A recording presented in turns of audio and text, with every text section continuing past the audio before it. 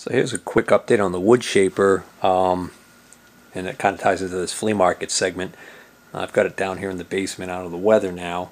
Where I last left off with that project was I had installed the new bearings in here. So this is getting ready to be reassembled, but I'm in no hurry because the reason why I want the wood shaper is because I want to use this panel cutter. This is actually brand new.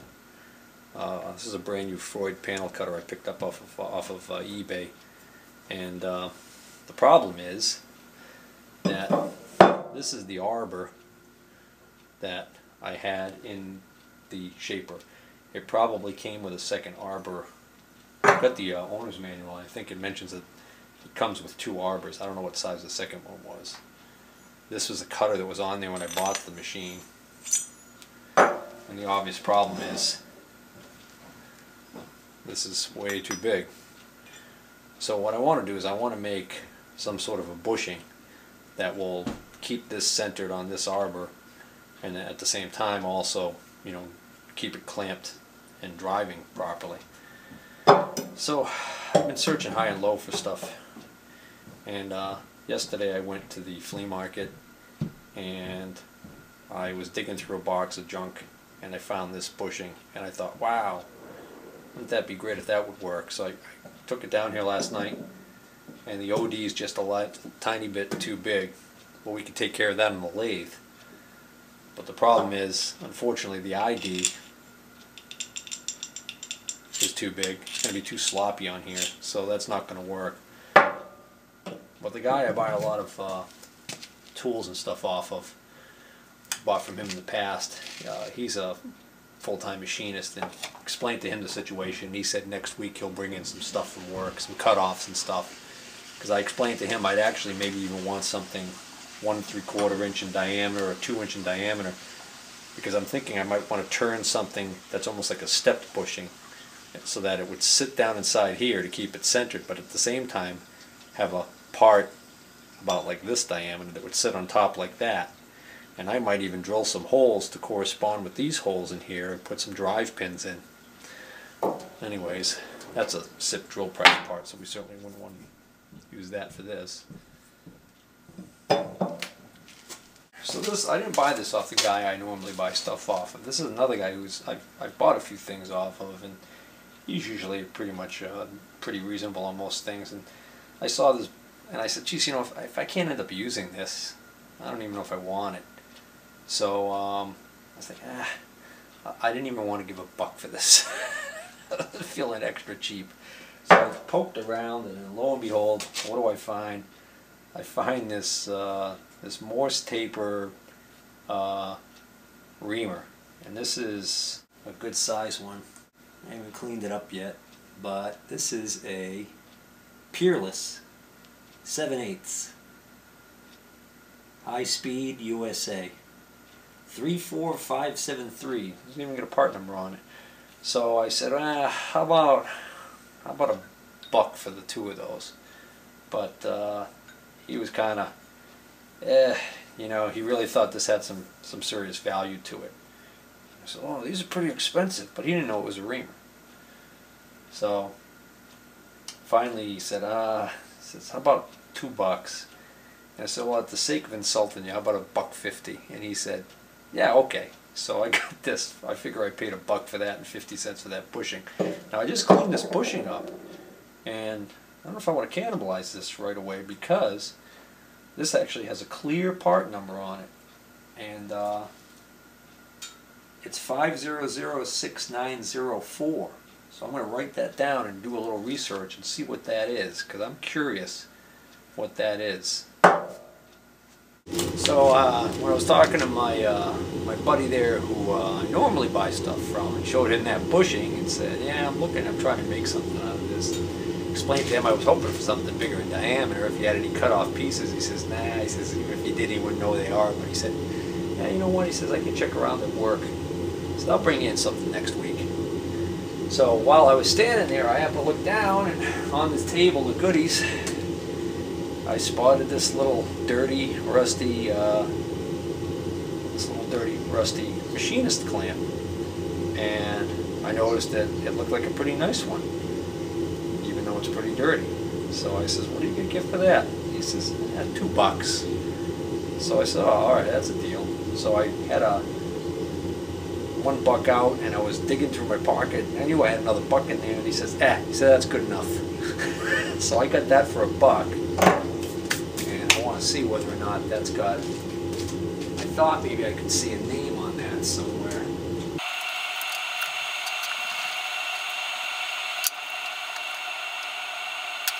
Hit it with the wire wheel.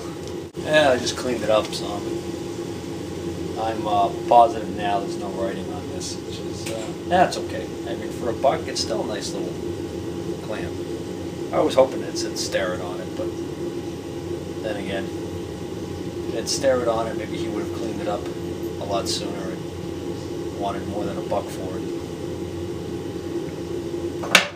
So it's interesting that I picked up this clamp yesterday, because today I went to a flea market I've never been to before, which is about a 30-minute drive from me. It's kind of funny that I've never been there, and I didn't even actually know it existed until recently. It's in a town called Shrewsbury, Massachusetts, and it's a big flea market, and that one you actually have to pay to get in. It costs a whole $1 for admission. So I walked in there and went up and down the first 4 or 5 rows, and it was just booth after booth of, well, the stuff that I could care less about. Knockoff handbags, shoes, a lot of brand new junky fashion accessories and clothes, and, you know, not the kind of stuff that, you know, rough and tumble guys like us want to look at. So anyways, I was pretty disappointed having driven all the way out there for that, until I finally found the guy who had a few little items. So, get my bag of tricks. Alright, so the first booth that I came to that had any semblance of stuff that I was interested in, he had a bin full of all kinds of little odds and ends and junk. There were a lot of drill bits and stuff in there, and I could have bought more, but I just kind of went through and started looking through, and nothing was priced. So I said, well, what's the story on this bin, you know, items in this bin? And he said, usually about $1 a piece, but he says, if you want to put together a little pile or whatever, he said, I can give you a deal. So I realized he's saying if I only wanted one item out of there, I was going to pay $1. And if I put several items together, economies of scale would kick in, and I would start to see better pricing. So I went through, and some of the stuff I looked at, I didn't even know what it was, and I just thought, well, what the hell. So here's a little, let's see, here's a little Morse taper drill bit. And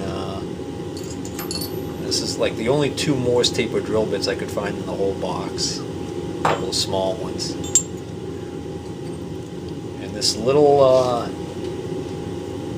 key, this is a #1 Cleveland wedge for removing, you know, a chuck from a drill. And then I'm seeing a lot of these kind of reamers like this, these really long. I think these are more for like gunsmiths, but I might be wrong. This is a .3115 high-speed steel C7, but it's an excellent shape, which is really kind of amazing considering it's been beating around in a box. Here's another one. This one also looks to be in good shape, although it doesn't look as new as the other one. This is a 3/8 .3750 high-speed steel. We got this. I don't know what this is. Has no markings on it whatsoever, but it sure looks to me to be a handle for like maybe some gauges. I don't know what that is. It caught my eye though. It's, you know, coated black like those, you know, drill bits, but I don't know what this is. It's steel. Looks, I don't know what that is. So, then I saw some of these little stubby drills, and I'm just, what the heck, grab a couple of those, the twist drills. That one just happened to be one of the ones I saw. Looked okay. Looks like that spun on the truck maybe once, but it's not too badly marred. This tap caught my eye because it's got a nice long shank on it. I have no idea what size it is. There's a little bit of schmutz on this thing. I can't see where the size would be. Well, I tell you what, I can't see the size anywhere on this tap. And upon closer inspection, I can see that there's actually a line right here, and the way this has got some grinding on it, I'm thinking this was a much longer tap, and it was cut off and ground down, and probably the size was up on this section here, that's missing now. Well, how do you like that?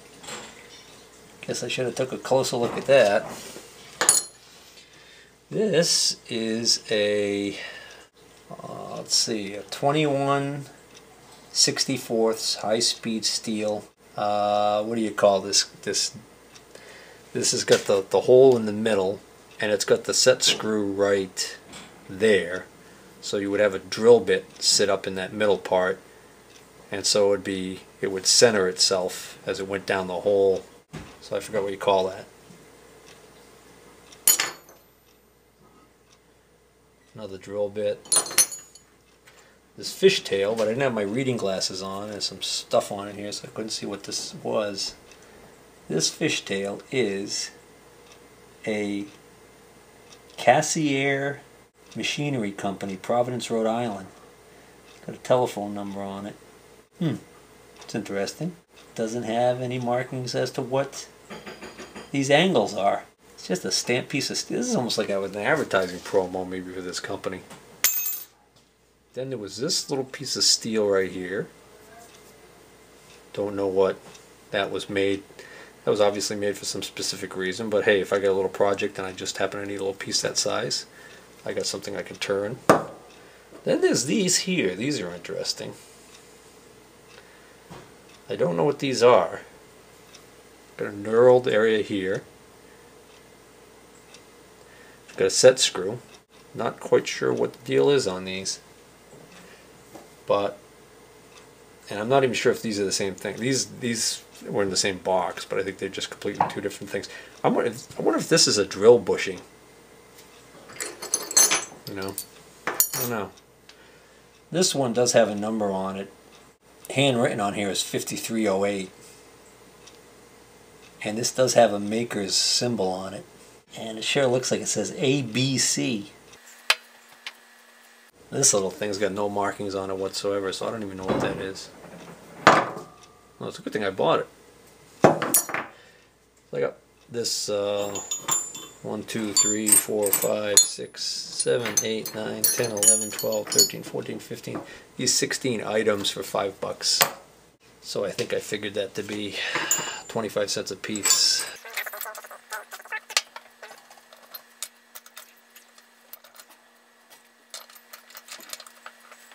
Alright, so I got 17 pieces here, and I think I got it for $5, so a little over, probably around 30 cents a piece, which on some of these things, you know, like this maybe, and you know, the top that's been reground might not be worth anything. But then, you know, these reamers are decent. Yeah, it wasn't a steal, wasn't a complete rip-off either. So then I'm walking along with my boys, and I happen to mention that they're already getting tired and want to leave, and I say, we're probably not going to be here too much longer because they don't have too many tools here. And I said that as another gentleman was walking past me in the other direction, and he turns and he says, "You're looking for tools?" I said, "Yeah." And he points up in the corner there. He says, "There's a guy over there who's got quite a bit of stuff." So, "Oh, thanks."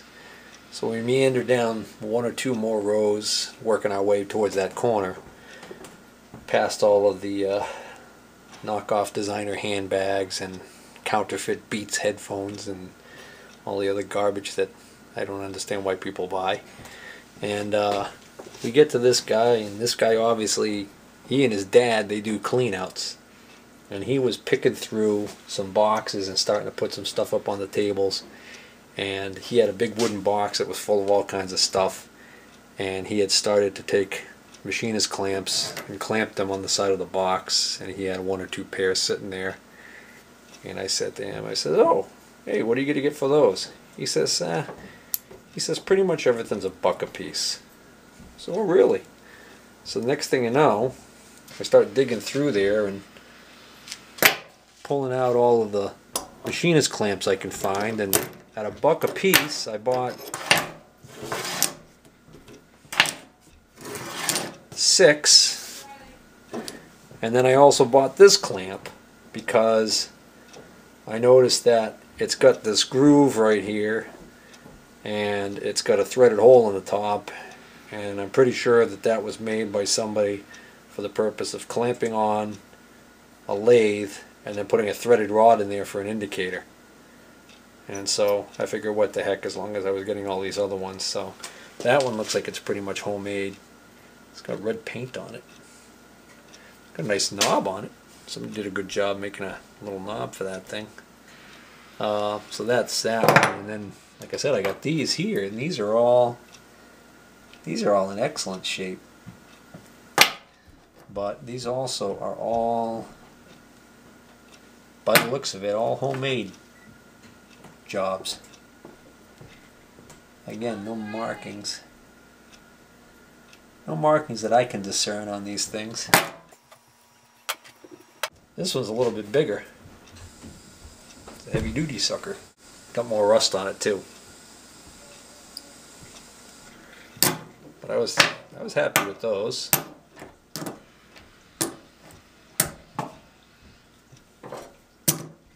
And then the one I got from my buddy the other day. And I think I have 1 or 2 pair of these now. So did alright on those.